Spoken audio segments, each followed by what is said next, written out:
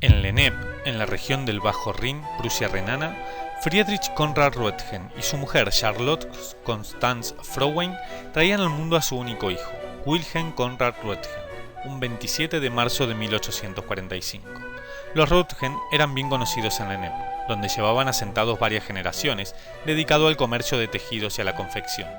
Friedrich desde joven formaba parte de grupos liberales que dentro de una naciente clase media se mostraban políticamente cada día más activos. Charlotte, aunque afincada en Alemania, era de origen holandés y mantenía algunos contactos con sus parientes holandeses.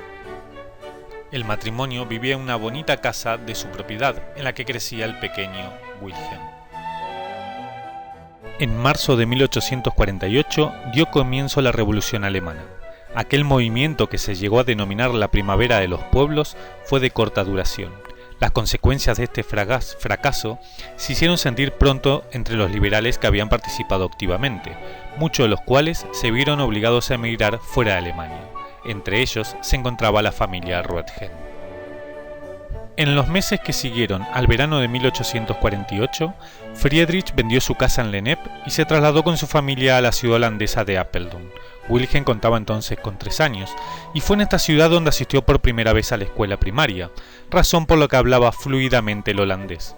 Comenzaría sus estudios en el liceo privado de los hermanos von Dorr. A los 17 años, Wilhelm era ya un joven prometedor, apasionado por la experimentación y la mecánica y con un alto grado de responsabilidad y libertad. Por esta razón sus padres lo envían a la Escuela Técnica Superior de Utrecht. Su madre, en el deseo de alojarlo convenientemente, confió su hijo a una familia amiga de aquella ciudad.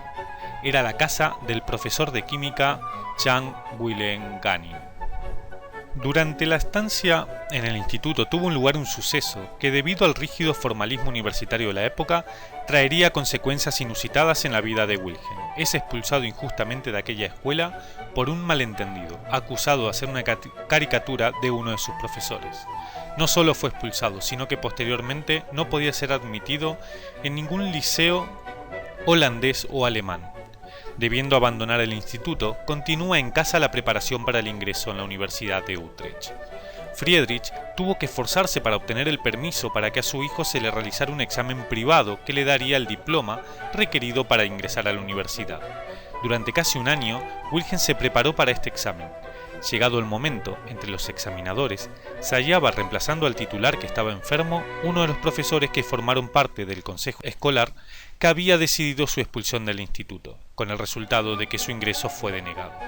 La frustración de Wilhelm fue enorme, ya que le impedía a partir de ese momento el ingreso a la universidad en Holanda. Prosiguió su curso de física en la Universidad de Utrecht como oyente, mientras se va formando simultáneamente su personalidad y, pese a la frustración de no ser universitario, se encuentra incorporado al club de estudiantes de corte neoliberal Natura Dux Nobis et Auspex. Roentgen tiene 19 años y probablemente ha recibido de su padre un importante legado liberal y nacionalista. A través del club conoce que en Zúrich existe el Polytechnicum, una escuela de ingeniería que va adquiriendo cada día mayor repercusión. Esta universidad aceptaba jóvenes estudiantes aun cuando no poseyesen el certificado de finalización de los estudios primarios y siempre y cuando pasasen un duro examen de ingreso. A los 20 años se traslada a Zúrich y, después de aprobar el examen de admisión, en enero de 1865 comenzó sus estudios de ingeniería mecánica. Asistió a las clases de Clausius y trabajó en el laboratorio de August Kundt, profesores que han tenido una gran influencia en su desarrollo. Entre los profesores y los alumnos alemanes de aquella universidad había varios círculos liberales muy activos. Como era costumbre en la época, dentro de los círculos se utilizaban seudónimos y Roentgen elige significativamente el de Apeldoorn, en recuerdo a los años entrañables de su infancia en esta ciudad. Johann Gottfried Ludwig, propietario del bar Zum Grünen Glas, era otro liberal alemán exiliado en Suiza. Durante sus primeros años actuó como valedor de los estudiantes alemanes e incluso les daba clases privadas de lenguas clásicas. Por ello, su café era un local de especial preferencia para los jóvenes universitarios, donde se discutían acaloradamente toda clase de temas, lo que era enormemente atractivo para un joven que, como lo había sido su padre, era por entonces políticamente muy activo. Anna Bertha Ledwin le ayudaba a su padre en el desempeño de su negocio. Era una joven alta, esbelta y sonriente, con un precioso cabello rubio que no había pasado desapercibida para Wilhelm desde el primer día que la viera. Para Anna, aquel joven alto, delgado, de maneras poco llamativas, que gustaba a veces vestir un conjunto blanco, no había pasado del todo indiferente. Comenzó una amistad entre ellos. Sus paseos hacia la montaña o los alrededores del lago se hicieron cada vez más frecuentes. En agosto de 1868, Wilhelm Conrad Röntgen recibe el diploma de ingeniero mecánico. En el otoño de 1869, en una tarde de aquella en la que salía a dar paseo con Bertha, Wilhelm se decidió y se declaró elegantemente a la manera de la época, y le prometió pedir su mano a Herr Ludwig. El noviazgo no fue fácil, primero porque Bertha era 6 años mayor que Wilhelm, algo muy poco común en esa época, y segundo porque Friedrich se oponía al matrimonio. El 22 de junio de 1869 recibió su doctorado en filosofía en la Universidad de Zúrich. El tema de su tesis doctoral fue sobre los gases, y cuando Kuhn sustituyó a Clausius en la cátedra de física, lo tomó como asistente, al igual que a Franz Exner. Juntos reorganizaron el laboratorio de física experimental.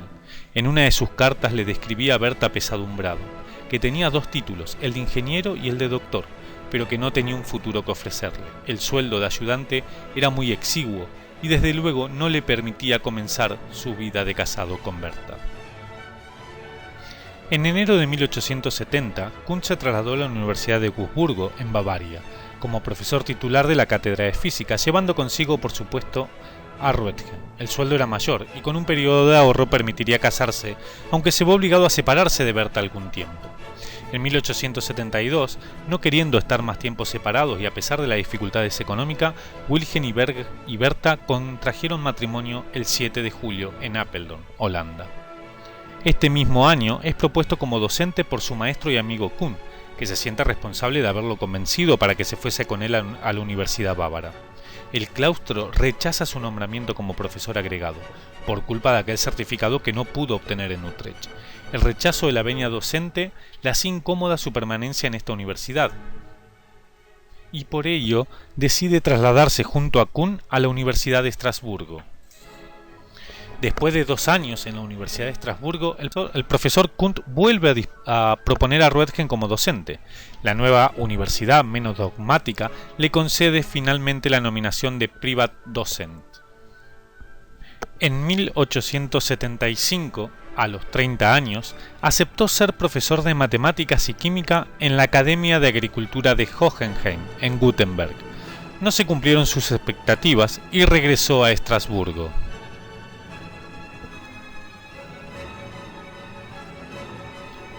En Estrasburgo prosiguió como profesor de física, donde ocupó un puesto de profesor asociado de física teórica, que le permitió dedicar mucho tiempo a la investigación. Investigó el comportamiento de los gases, la conductividad térmica y la polarización de la luz en los cristales. Fue una de sus etapas más productivas desde el punto de vista científico. En 1879 aceptó el cargo de catedrático y director del Instituto de Física de la Universidad Hessian-Ludwig en Gießen. Allí continuó su labor investigadora con buenas instalaciones y presupuesto. Fue en este laboratorio donde produjo las llamadas corrientes de Röntgen, por el movimiento de un dieléctrico entre las placas cargadas de un condensador. En 1887, una tragedia sacudió a la familia de Bertha. Su único hermano falleció dejando huérfana a la pequeña Josephine Bertha Ludwig, de solo 6 años. Wilhelm y Bertha decidieron adoptarla, y así Bertha pudo cumplir el anhelo de ser madre. En 1888, la Universidad de Utrecht, que lo había rechazado como alumno, le ofreció la cátedra de física, pero Wilhelm la rechazó. Tenía 43 años y una buena reputación como investigador. Los cambios en las cátedras de física llevaron a que se quedara vacante la cátedra de física en la Universidad de Wurzburgo. Y el 1 de octubre, esta universidad le ofrece el puesto de profesor de física y director del nuevo Instituto de Física. Esta universidad ya disponía de un impresionante instituto con varios laboratorios, aulas, sala de conferencias e incluso una residencia para su director. Fue muy bien recibido por el claustro de profesores, entre ellos el histólogo y anatomista Rudolf Kolliker. El Instituto de Física funcionaba en un edificio de 3 pisos. donde además tenía su residencia Wilhelm Conrad Roentgen y su esposa Anna Bertha Ludwig. En el tercer piso estaban las habitaciones del matrimonio Roentgen. Wilhelm tenía la costumbre de trabajar solo en su laboratorio que funcionaba en el primer piso. En 1894 fue nombrado rector de la universidad y el 2 de enero de 1894 da el discurso de inauguración en la conmemoración del 302 aniversario de la fundación de la universidad, una conferencia magistral que muestra a Roentgen como físico y también como hombre. En dicho discurso cita palabra por palabra a Athanasius Kircher. A menudo la naturaleza deja aparecer en las cosas más banales fenómenos asombrosos, que sin embargo tan solo son reconocidos por aquellos que con sagacidad y con sentido creado para la investigación toman consejo de la experiencia, precepto de todas las cosas. En este mismo año fallecieron 3 amigos científicos. El 1 de enero, Heinrich Rudolf Hertz, el 21 de mayo su maestro, Augusto Kundt, y el 8 de septiembre, Hermann von Helmholtz, inventor del oftalmoscopio. En 1895, Roentgen estaba investigando los efectos externos de los diferentes tipos de tubos de vacío, continuando trabajos previos de Tesla, Hittorf, Barley, Goldstein, Crookes, Hertz y Philipp von Lenard sobre las propiedades de los rayos catódicos.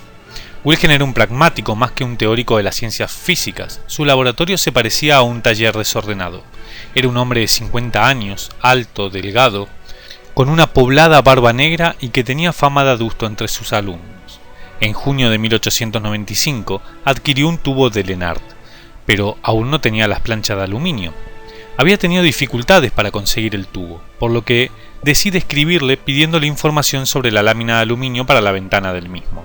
Lenard le responde a los pocos días y le envía unas láminas suyas, pero estas aún no le habían llegado a Roentgen. En el laboratorio de física, Roentgen se hallaba, como tantos otros físicos de su tiempo, absorbido por sus experiencias sobre el comportamiento de los rayos catódicos y las descargas eléctricas en el seno de los gases enrarecidos. Había pasado toda la tarde del 8 de noviembre de 1895 trabajando como de costumbre. Se había entretenido más de la cuenta y ya había anochecido en aquel día de invierno. En la mesa de su laboratorio, cerca de la ventana, se aprecia el tubo de Hittorf-Crookes. En una mesa auxiliar, algo más bajo, se encuentra un carrete de Ruhmkorff, conectado mediante 2 cables al tubo. Sobre la mesa y en un banco próximo había varios objetos, entre ellos un cartón impregnado de platino cianuro de bario. Para evitar la fluorescencia ya conocida que se produce en las paredes del tubo, por acción de los rayos catódicos, había cubierto al mismo con un cartón negro.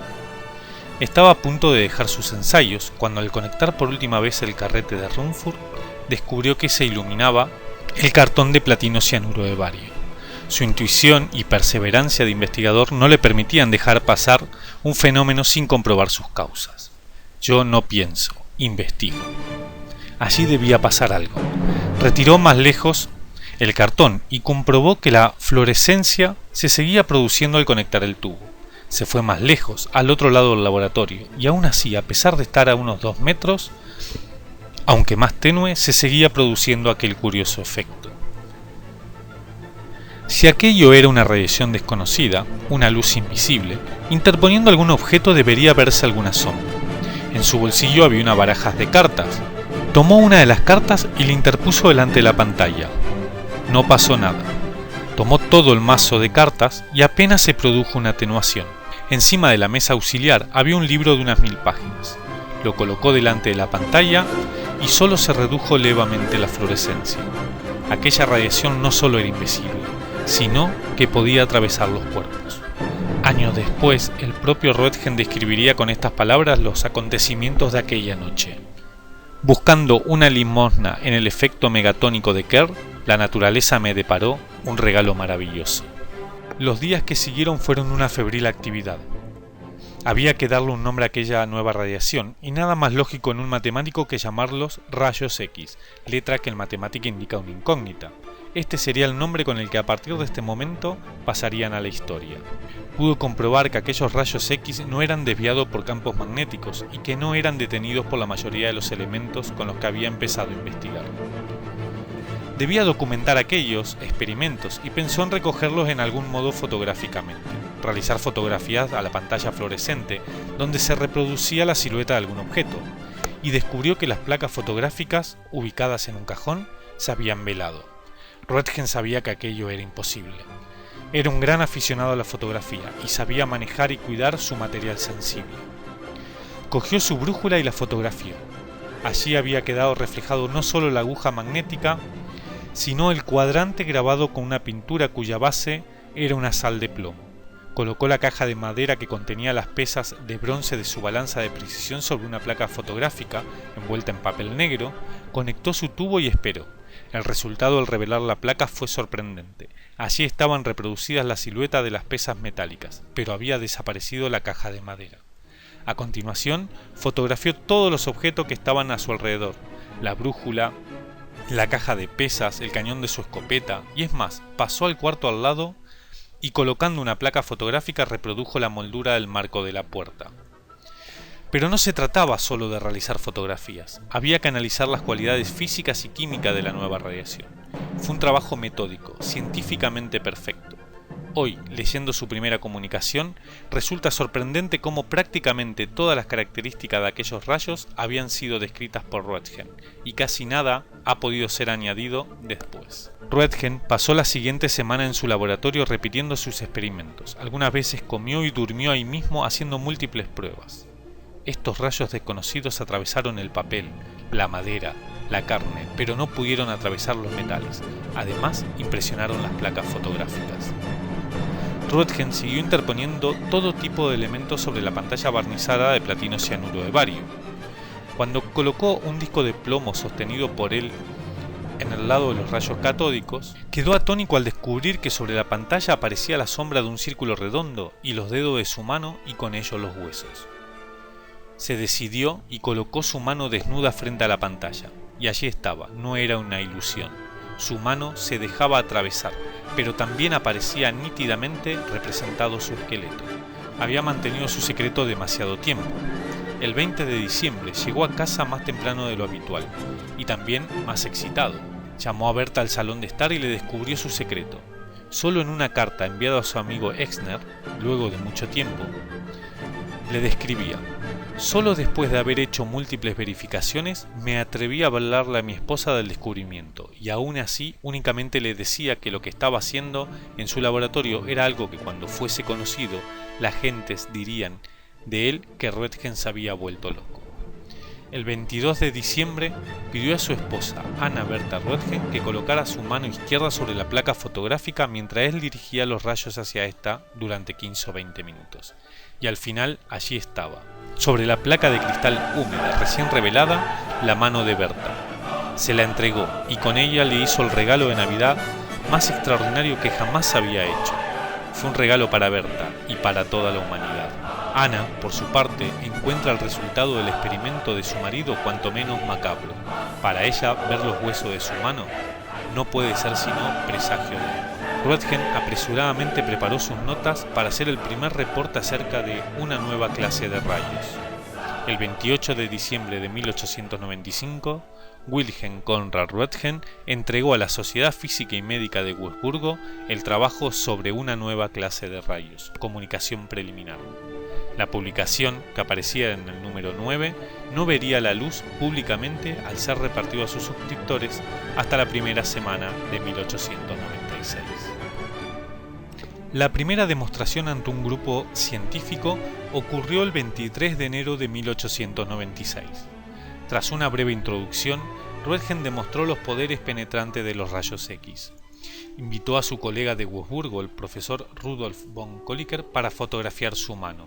Quedó tan impresionado que pidió aplausos a todos los presentes y propuso que los nuevos rayos fueran llamados Roentgen.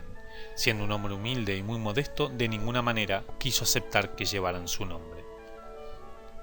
Pero no fue a través de esta comunicación científica como el mundo tuvo conocimiento de inmediato del descubrimiento de Roentgen, sino a través del diario de Viena Die Presse, cuando el 5 de enero de 1896 sus lectores pudieron enterarse del descubrimiento.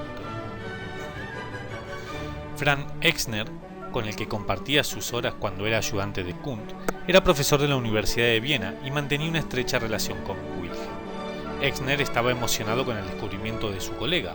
Por ello, cuando el 1 de enero recibió en su casa de Viena la visita del profesor Lecher de Praga, no pudo evitar el enseñarle aquella fotografía e incluso proporcionarles algunas copias. Lecher era el hijo del entonces redactor jefe del Die Presse, por lo que no tardó en comunicar el hallazgo a su padre. La difusión de la noticia al mundo entero fue casi inmediata, con la anécdota de la transcripción errónea del nombre de Wilhelm, que en esa primera publicación aparecía como Röntgen. La noticia aparecía en los periódicos europeos y otros de Norteamérica. A partir de las publicaciones y a raíz del envío del descubrimiento a múltiples colegas, los rayos X siguieron un camino propio, que a día de hoy sigue en plena evolución. En febrero de 1896 tomó una radiografía de un brazo lesionado y la envió a la revista británica British Medical Journal para probar el extraordinario poder diagnóstico de su hallazgo. El trabajo fue publicado el 30 de mayo. El 13 de enero de 1896, Wilhelm fue llamado a demostrar su descubrimiento ante el Kaiser del Reino de Bavaria, Guillermo II, en Berlín. El Kaiser lo condecoró con la Real Orden de la Corona. Esto significaba que la palabra von debía colocarse antes de su apellido y que sería considerado miembro de la nobleza. Röntgen aceptó la condecoración, pero declinó usar el von, símbolo de su nuevo estatus. El 3 de marzo de 1896 fue galardonado con un grado honorario en doctor en medicina por la Universidad de Wurzburgo. Este mismo año recibió la medalla Matteucci y la prestigiada medalla Rumford de la Real Sociedad. Esta medalla la compartía con Philipp Lenard. En 1897 se crea la primera sociedad científica para el estudio de las aplicaciones médicas, la Röntgen Society of London. Este mismo año, por recomendación de la American Academy of Sciences, se le concede la medalla Elliott Cresson del Franklin Institute de Filadelfia. En 1900 aceptó encabezar el departamento de física de la Universidad de Múnich gracias a una solicitud especial del gobierno de Bavaria. Aunque le ofrecieron otros importantes cargos académicos en Berlín, permaneció en Múnich hasta el final de su vida. En esta etapa aumentaron los asuntos administrativos que atender. Durante los siguientes años, publicó varios trabajos científicos sobre la conductividad eléctrica, las radiaciones y las propiedades físicas de los cristales. En 1901, Röntgen recibe la noticia de la concesión del Premio Nobel a través de un comunicado del Ministerio de Estado de Baviera. Röntgen le tenía una especial aversión a las recepciones y a las ceremonias que acompañaban a la concesión de todas las medallas, galardones y honores. Durante toda su vida hizo gala de una extraordinaria modestia y curiosamente jamás asistió personalmente a la entrega de ninguna de estas condecoraciones, con una sola excepción, la concesión del Premio Nobel. Existe una curiosa carta manuscrita de Wilhelm solicitando respetuosamente autorización para asistir a la entrega del premio, así como para una subvención para hacer frente a los gastos del viaje a Estocolmo y procurarse ropa adecuada para la ceremonia.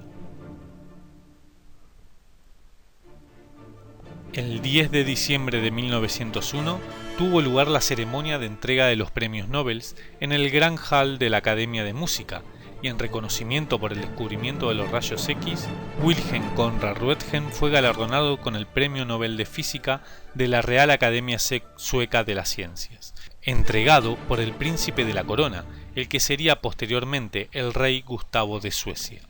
El científico donó el dinero a la Universidad de Wurzburgo para investigaciones científicas y decidió no patentar su trabajo. Los honores continuaron: premios, medallas, doctorados, membresías, etc.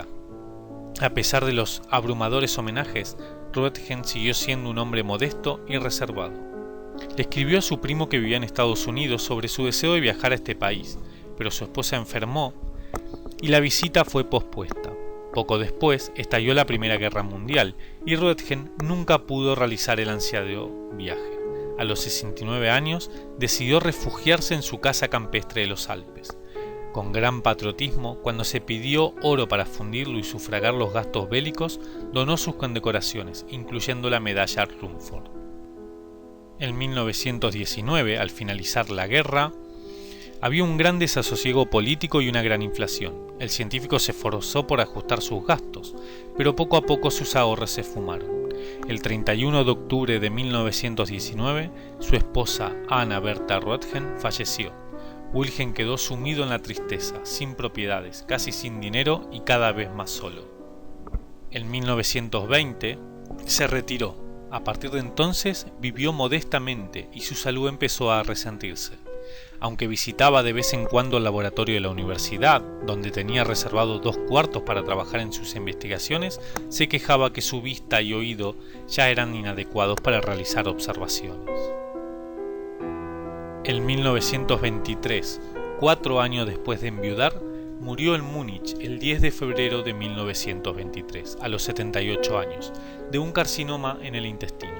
Su tumba se encuentra en Gießen. Se cree que el cáncer no fue el resultado de su trabajo por la radiación, debido al poco tiempo que pasó en esas investigaciones y porque fue uno de los escasos pioneros que usaba rutinariamente delantales protectores de plomo.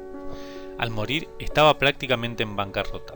De acuerdo a su testamento, su cuerpo fue cremado, sus papeles y cartas personales quemadas y sus pocas pertenencias subastadas.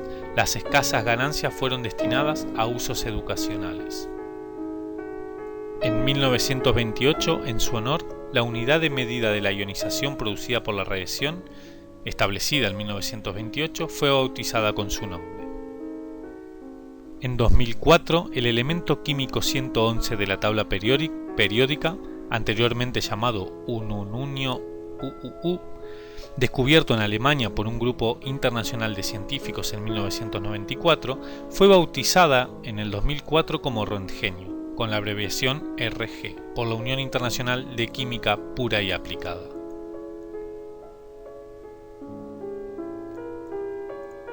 Actualmente, los rayos X descubiertos por Wilhelm Conrad Röntgen tienen múltiples aplicaciones en diagnósticos y terapias médicas, observaciones astronómicas y diversos procesos industriales. Se le conoce como el padre de la radiología, entre tantas otras cosas. Cada año, diversas asociaciones, ciudades, universidades, entre otros, le rinden homenaje a su memoria. Sin duda, ha legado a la humanidad uno de los descubrimientos más importantes de la historia, y lo ha hecho a cambio de nada. Sobran las palabras. Todo lo que pueda decir, después de haber revivido su vida a través de lo que cuentan vidas ajenas, será poco o nada. Simplemente gracias.